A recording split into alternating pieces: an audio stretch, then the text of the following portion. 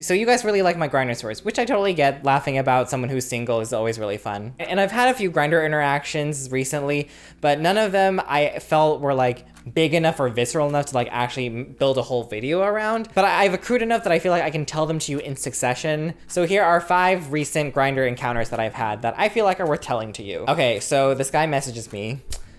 He is actually in his 20s, which can be rare for me because I often get messages from old white men. And he's really interested in me, which makes me feel pretty good. Because, you know, most people who are in their 20s, they usually don't bat an eye at me, in LA at least. I make clear to him that I want to cuddle and fool around with him, but not really have penetrative anal sex. So he comes over, he's really cute. He still has like long hair, kind of like emo boys used to have back when I was in high school. So he eats me out because he's into that. And then he proceeds to pull out a condom from his bag. So I stop him and I say, wait, I didn't remember us agreeing to do that, really? He doesn't remember. The energy is immediately killed in the room. So he manages to finish himself off. But he, like a few other men that I've encountered, forgets to offer to finish me off. And when he finishes, he says that he has to go, even though he said that he had the time in the beginning. So I had to go onto Pornhub like I usually do. You know, when a guy doesn't come over. Here's the second story. The super cute guy messages me while I'm eating ramen at Mitsuwa in Culver City. And from what I remember, he lives in the area, but he can't host, even though he's 27 years old. I'm sorry. I know that's being judgmental. I tell him that I'm happy to host at my place in Hollywood, and then he says, oh man, that's too far for me. Meanwhile, I'm here in Culver City from Hollywood, so I guess we just have different definitions of what far means. Fucking lazy asshole. Third story. So, to my surprise, I get recognized on Grindr and Tinder decently often. Not every day, but often enough. And most of the time, I'm still able to talk to people kind of past that point. But there have been a few times where one of two things happen.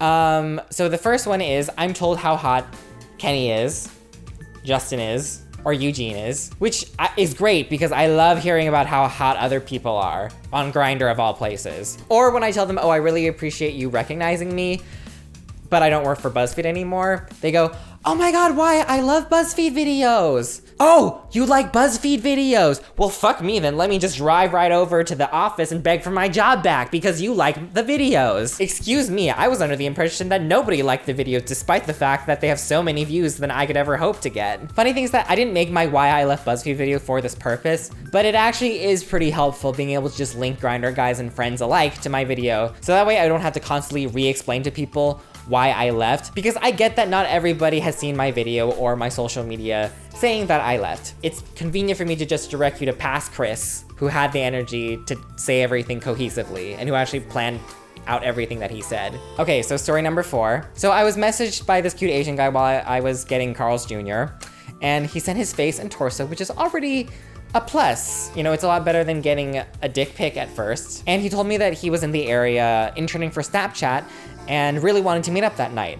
Unfortunately, I didn't have time to. And so unfortunately, it kind of turned into one of those typical Grindr interactions where I ask a few too many times when he was free and he avoids the questions, maybe accidentally, who knows. While I was, again, eating at Mitsuwa, having some ramen, he asked me, where are you from? I go, oh, do you mean where I was born or my ethnicity? And then he goes, where you were born? Why would I ask for your ethnicity that way? And because he's Asian, I go, oh, you know how white people be asking us questions like that. You know how white people be, you know, like confusing us by asking questions like, oh, where are you from when they actually want your ethnicity? And then he goes, oh, so we're gonna get political, huh? Long story short, he turns out to be one of those like really weird, false devil's advocate political type people. And he talked endlessly about how people of color also have a responsibility in their own oppression through self-segregation, and that we also created like our own awful situation. And even when I told him I wanted to stop talking about his weird notions about race, he couldn't stop talking. There were like 3 times in the conversation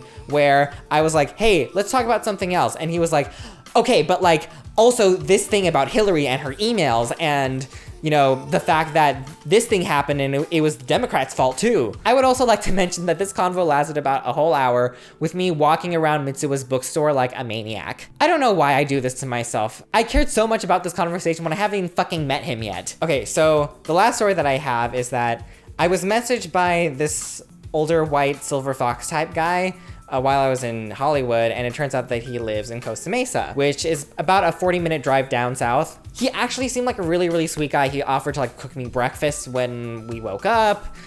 He was really a gentleman when I visited him. Like, we watched a little bit of Netflix, like we fooled around a little bit. It was like pretty nice. And I was like super excited about like actually getting a free breakfast out of him. That's not the only reason why I met up with him, okay? I actually thought that he was actually really nice. The company was nice, I have to say. We took a shower together. It was also pretty nice, pretty hot. And then we were going to sleep. You know, we were trying to go to sleep like you do. And I couldn't go to sleep because he snores really, really, really loud. I proceeded to try to deal with this and to try to go to sleep for literally 4 hours. We went to bed at midnight and it was 5 a.m. and I still haven't been able to go to sleep. He was doing his best to not snore, you know, and he was telling me that, you know, please, like, you know, shake me or poke me or whatever so that way I stop snoring, it's fine. No matter what I did, it just wasn't working and I just couldn't go to sleep. I felt really, really bad, but I ended up like, you know, sneaking out of bed, getting dressed. He wakes up and sees me get dressed. He feels really bad. He doesn't try to stop me though, which I appreciate. He apologizes to me and I tell him like, no, don't worry about it. Like, I totally get it. It's not your fault. And I drive home. So I missed out on my free breakfast.